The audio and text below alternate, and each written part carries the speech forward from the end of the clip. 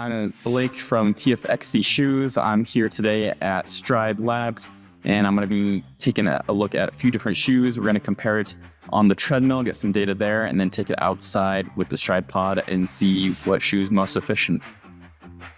But basically, we're going to be running 626 pace for all of them for 5 minutes, and then we're going to have a 5-minute rest break in between. So I'll be able to tell you which shoe's more efficient, how much time you spend you saving each shooting speed, and then also the Stryd Pods come in terms of just telling me in terms of biomechanically,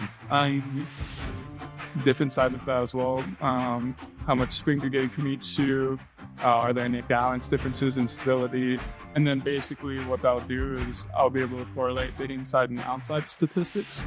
And what we're seeing so far is basically outside statistics correlate to inside statistics, and those will correlate to the med-common part data as well.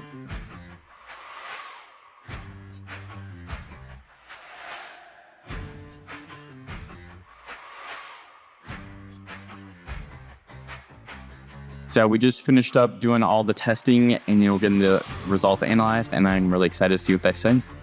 Today we came in, tested those 3 shoes out on the Asics line.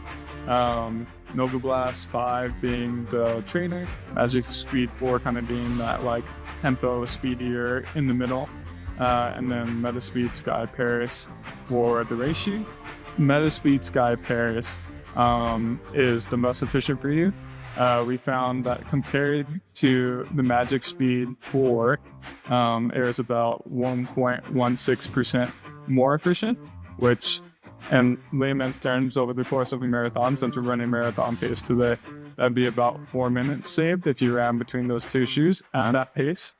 I think that's a 2-hour, 48-minute marathon. So if we look at impact loading rate, which is basically the amount of force or like how hard you're hitting the ground, it's the least in the Metaspeed Sky, meaning that could be from like the soft foam, like cushioning the landing, absorbing the blow. So that's a good thing. Higher impact loading rate means more force that the body has to take, and therefore like the durability over the course of a marathon, right? Like the less pounding, the better. Right. For leg spring stiffness, it was the highest in the Metaspeed Sky as well. And then the vertical oscillation was also the lowest in the Metaspeed Sky Paris, which means you're using less energy going up and down and converting more of the energy into horizontal speed. For ranking these for marathon, like running marathon days for a marathon, for 2:48 marathon, Magic Speed Paris is the best, then Nova Blast 5, and then Magic Speed 4, possibly because of those older problems that you're talking about. Yeah, so I thought that the data was super interesting today between the 3 shoes.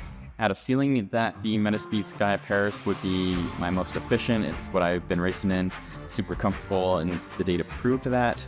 What I was really curious about, though, was the Magic Speed versus the Nova Blast, and if that plate and a little bit of some of that older Super Foam would help, or the newer Flight Foam Blast Max that feels super bouncy, if that had anything to play. And it looks like, for me personally, that bouncier foam in the Nova Blast or the Flight Foam Blast Max did seem to be a little more efficient for me at this marathon pace. It was a little more unstable though, just the foam itself seems to be, a little softer, a little less stable. The Magic Speed 4 was more stable, it has that plate in there, a little bit firmer foam, but also less efficient, so there's pros and cons there. But I think I'm gonna definitely stick racing with the Metaspeed Sky. Definitely makes me the most efficient.